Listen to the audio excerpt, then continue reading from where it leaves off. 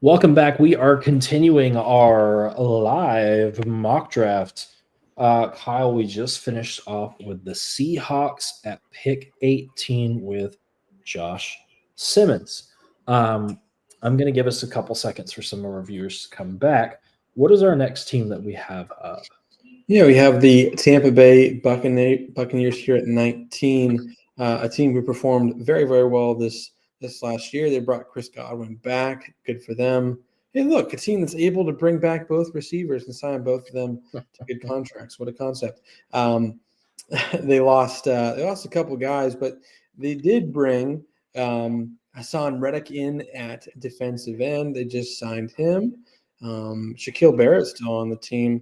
Joe Tryon's a free agent. So they definitely have some holes to fill here on the defensive side of the ball. So if you're ready, I'm ready to say the pick is in. Yeah, that's fine.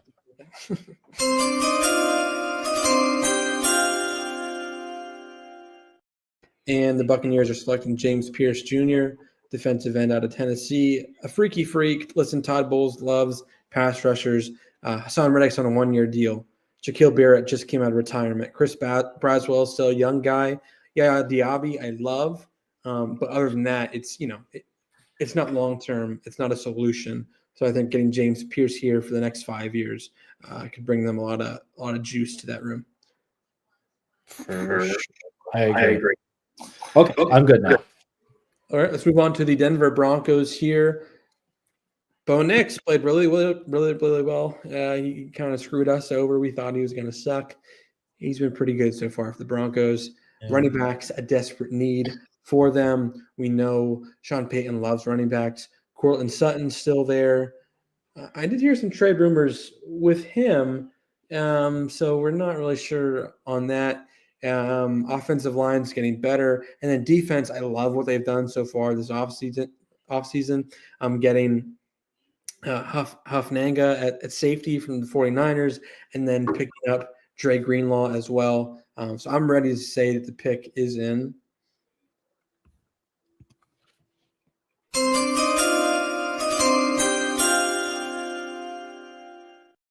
They're going to go with North Carolina running back Omarion Hampton.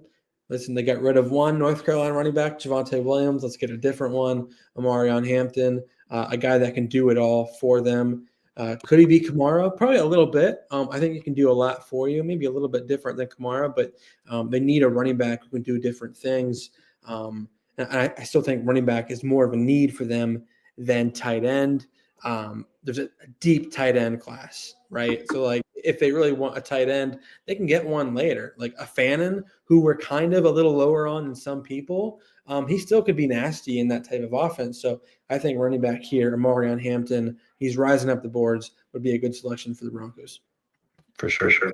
I'm going to start that live free agency tracker at the bottom in case you guys are wanting to follow along with that while we're talking. Yeah, that is totally fine. I saw that and thought that was important based on what we literally just said, that the 49ers are blowing it up. There's your proof. Yep. They released Kyle. I still have no idea how to pronounce this. Use check. Use check. All right. Steelers here on the clock. They got DK Metcalf, George Pickens, the two most likely receivers in the NFL to crash out at any given moment. That's got to be a good duo. They got rid of D tackle there, Ogunjobi, I believe. Bless you. Yeah. Corners definitely in need. They signed Malik Harrison there at linebacker in the middle to pair up with Patrick Queen, Peyton Wilson. Cameron Hayward's getting older. So I'm going to say the pick is in. I don't know why that didn't work. Oh, no.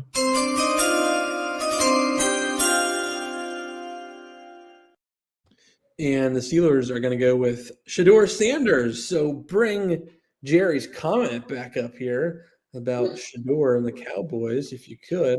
Oh, maybe you can't. Well, that's all good. It was on our old video. That's okay. So Jerry, one of our listeners, said, what about Shedeur and the Cowboys? That can make sense for sure if they did not pay Dak Prescott that hefty contract. So I don't think they're going to get out of that. So Brad and I have talked about Shedeur a lot, And from what we're hearing, from what we're seeing, which you can see on X or Blue Sky or Facebook, wherever you follow, is that Shador, it seems like he's going to fall. And the Steelers do not have a quarterback, okay? And their options right now, this is live, so it's limited to Aaron Rodgers and bringing back Russell Wilson, who it seemed like they wanted to move on from anyway. So therefore now it's Aaron Rodgers or Daniel Jones. So quarterback is a massive need for them. Shador is the best quarterback on the board, unless you want to go with Jackson Dart. And they can't go into the season with Skylar Thompson. So they did this to themselves, is basically what I'm trying to say. This is their own team. But Shador's there, so you need a quarterback. I think it makes some sense. Yeah. Yeah, especially when you don't have your second rounder. Yeah. You're going to have to reach a little bit in the first, Yeah. but it is what it is. Move on to the Chargers, Jim Harbaugh's team. Running backs, still a pretty big need there, I would say. I like what they're doing along their offensive line. But, they're a ground and pound type of team. They like offensive line. They like defensive line. So I'm going to say the pick is in.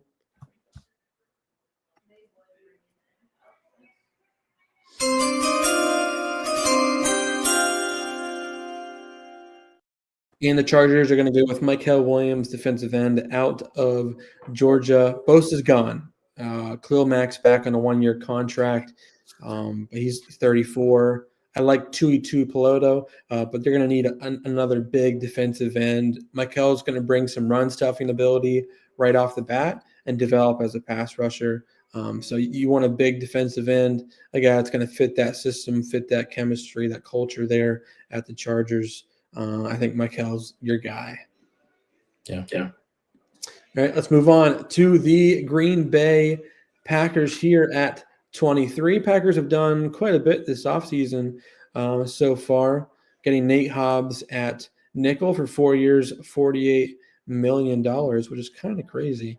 They went ahead and signed Aaron Banks to a massive contract as well. Receivers, definitely a need. I think we've talked about that a lot. So I'm going to say the pick is in.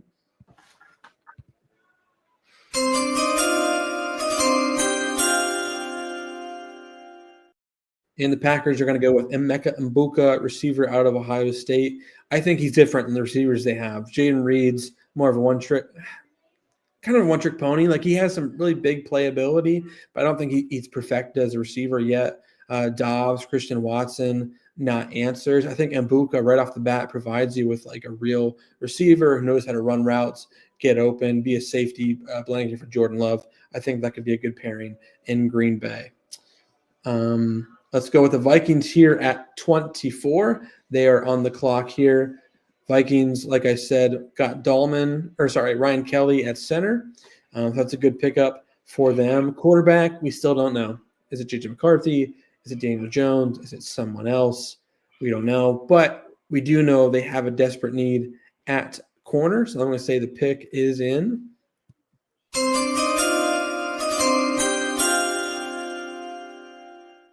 And the Vikings are selecting Maxwell Hairston, corner out of Kentucky. Ran a blazing 40 at the combine, shooting up the boards. So much athleticism. And they need a long-term corner. They need a guy with juice, a guy with playmaking ability, a guy who can take us on a pick six, a guy who can stuff the run a little bit. They don't have a long-term answer at corner. I think he can provide that and be a good developmental piece in the back end of their defense. So Texans are up at 25. Brad, quickly, what do you think of their move, getting rid of their best lineman after C.J. Stroud got murdered this year? I think it'll really help C.J. Stroud to get worse in his junior campaign. Yeah. I don't know why you do that. I don't know why you have a cornerstone piece on your offensive line, especially tackle at that, and you just ship them. I mean, granted, yeah, they got a boatload, but it's what you said. It's hard to get offensive linemen. Why? Like, I don't understand the plan here because, okay, first of all, now one of those picks that you've taken, if not two of those picks you've taken, need to go to the offensive line. So really, you got two picks for Laramie Tunsil. Yeah. At the end of the day, did you win? Like, do you feel better about yourself? Like, I don't understand, especially like Stroud had a very significant sophomore slump. I don't think I would have pulled the plug on the support that he's getting from his offensive line. But you know, what do we know, Kyle? We just run a podcast. Yeah. So I'm with that. I'm going to say the pick is in for the Mhm. Texans.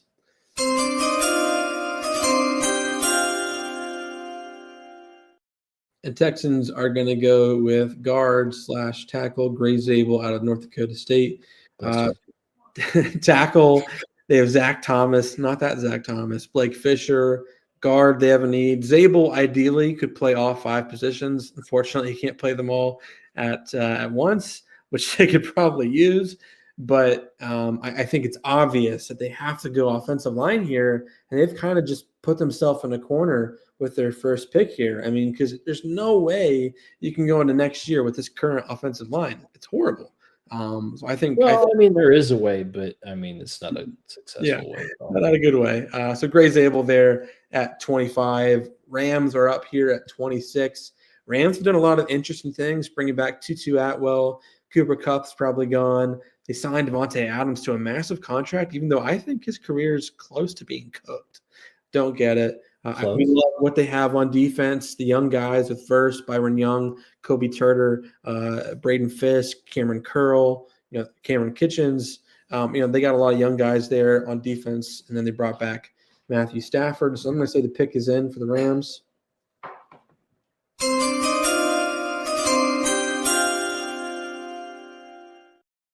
And they're going to draft Colson Loveland, tight end out of Michigan, a guy who I think can provide a little bit of run blocking later in his career, but right off the bat, he's going to be a massive target for Matt Stafford, do a lot of good things in that offense. I think this is the team that wants to win now, right? And so their defense is young, but that also means their defense is cheap. So that's why they're kind of going all in on their offense.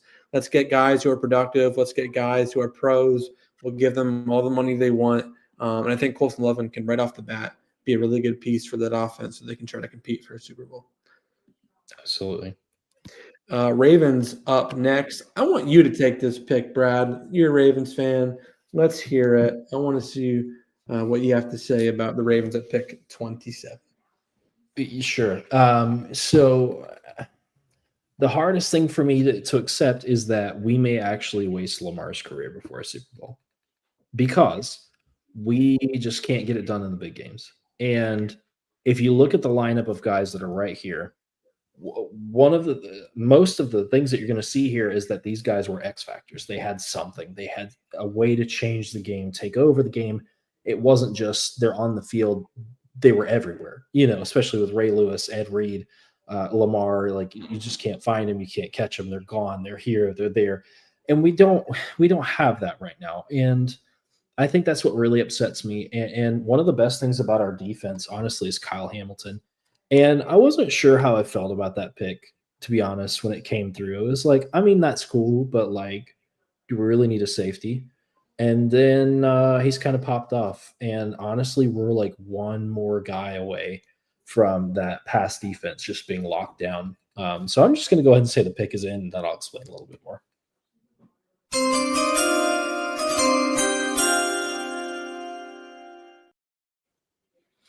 The board just kind of fell this way, but the Ravens are going to select Nick Emenwari, the defensive. I'm not even going to say safety. I'm going to say defensive back out of South Carolina.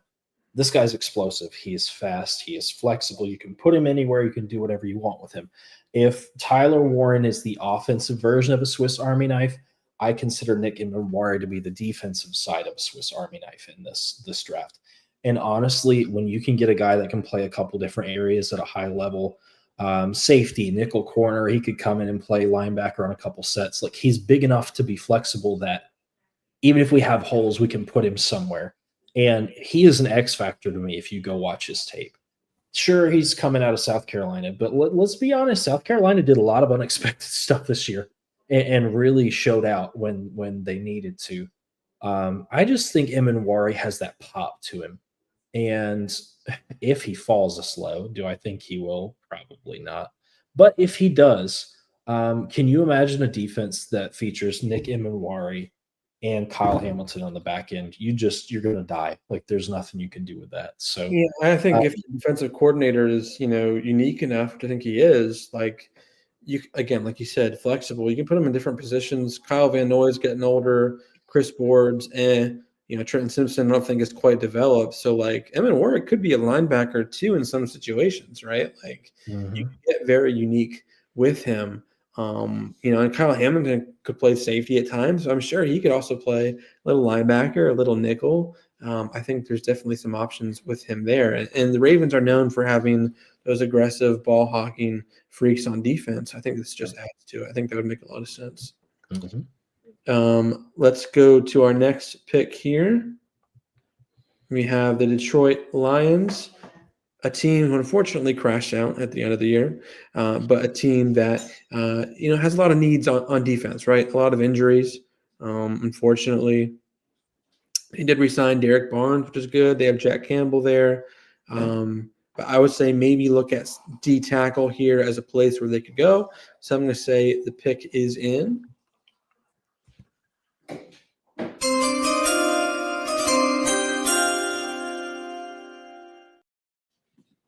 And they're going to select Derek Harmon, the defensive tackle, out of Oregon. Like I said, D tackle is a big need for them. You want a big boy in the middle there, 6'5", 310, a guy that you can pair up pretty well with Aleem McNeil there and have a really good 1-2 duo. Aleem McNeil, kind of more of a twitchy guy, and I think Harmon's more of a run stuffer. I think he would fit really well with that Dan Campbell type of defense there. Oh, it's all you. I'm updating our free agency tracker. Go ahead. Okay. So Oregon there, Mr. Derek Harmon to the Detroit Lions. And up next, we have the Washington Commanders. And the Commanders have done some things this offseason. They re-signed Zach Ertz, traded for Debo, got Laramie Tunsil, great pickup for them, kind of overpaid for Javon Kinlaw. I would say their secondary corner is a little bit iffy. Defensive line still iffy, but they have a really good start to their new look Commanders team. So I'm going to say that the pick for the Washington Commanders is in. Hold on a second. Dang. Oh, sorry. Oh, I'm stuck now. Come on. What happened?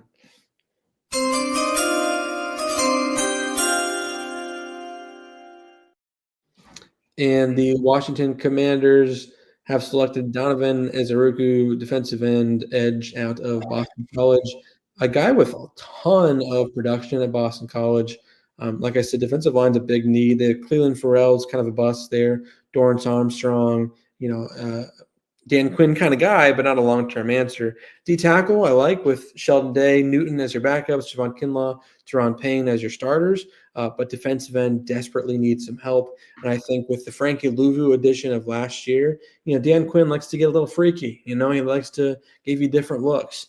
And I think Ezeruku combined with Louvu, I think can provide some kind of crazy looks and yet get their defense off the field on third down. So Donovan Ezeruku at 29 to the Commanders. That means the Buffalo Bills are up at pick 30. They gave Khalil Shakir a big contract. Way to go. Re-signed Greg Rousseau. But there's definitely some needs on the interior D-line after Ed Oliver. Maybe at secondary you could look. Maybe at receiver. So I'm going to say the pick is in. Oh, okay.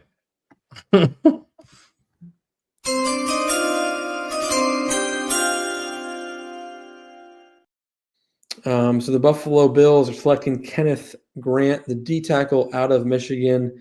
If you could provide, Ed Oliver with a massive D tackle right next to him, a guy who can eat up space, and then get Ed Oliver on some one-on-ones, get Greg Rousseau on some one-on-ones, free up some space for the really good linebackers. I mean, they're known for having good linebackers.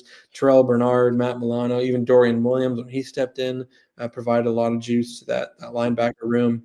So I kind of like what they have on offense. I think that's pretty much set. I don't really see like a massive need there. It's not the sexiest offense I've ever seen, but like it's obviously good enough. And defense is kind of where they hurt at times this year, especially along the defensive line, getting after Patrick Mahomes. So I think Kenneth Grant would be a good selection there at pick 30. Last two picks here. We're almost done. Chiefs here at 31. The Chiefs are here on the clock. Trey Smith just got the franchise tag. You signed Jalen Moore at tackle. I don't get it. Jawan Taylor kind of sucks at right tackle. Who knows with Kingsley Suamataia where they want him. Xavier Worthy got arrested. Rashee Rice is an injury. It's kind of funny in a way. Oh yeah, that's all coming together. It's great. But there's obviously some needs here that they need to adjust their plan. So I'm going to say the pick is in for the Kansas City Chiefs.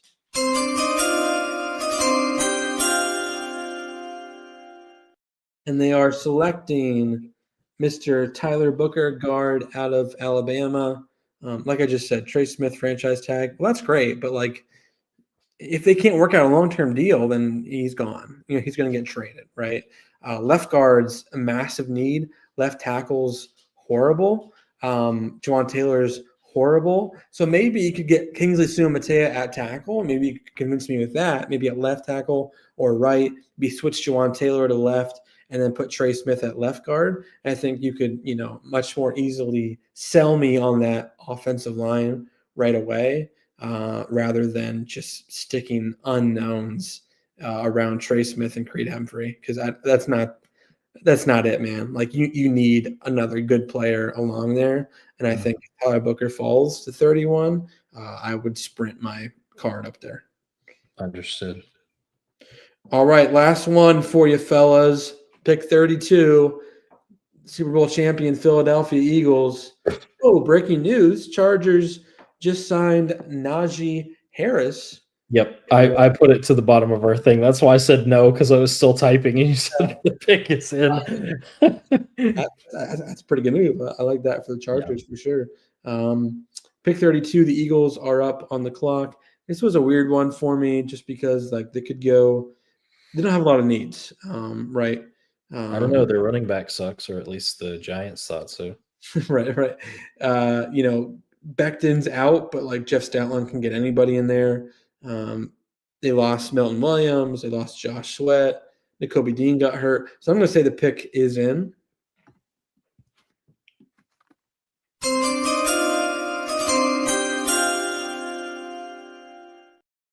And the Eagles are going to select Jahad Campbell, linebacker out of Alabama. Listen, Roseman loves the SEC guys. Georgia, Alabama, whatever. Campbell could play at linebacker right away while Nakobe Dean gets healthy. But then also, a lot of people like him at edge too. And we know at Vic Fangio, Bond was a defensive end, outside linebacker, moved them to inside. He likes to have guys that are versatile, guys that can do different things, guys that can drop in coverage, rush the passer. And if he could provide 2 starting roles for you or 2 depth roles for you right away, I would love that pick because I think he is really, really good, really talented. It's just, linebacker, right? They're not valued. But if you can sell me on, him being a pass rusher as well, in addition to linebacker, I would love this pick. I'd be so excited. So I'll give you some background on this too. He got shoehorned to linebacker at Alabama because right. Will Anderson, you know how that goes. So that's the only reason I think he's not coming out as an edge rusher. He totally could. He's pretty good at creating mismatches and getting back to the quarterback pretty easily. But yeah, that would be ideal for the Eagles, I think. Love it. So that is our picks 1 to 32 of the first round. We'll definitely have a lot more mocks coming your way, but we wanted to sneak this in before, free agency got too crazy. But we'll take a week off, right? Week break, then come back to you with free agency news, recaps, more mocks coming your way. So stick around, guys. Thanks for viewing. Thanks for watching, and we'll see you on the next one. See you guys.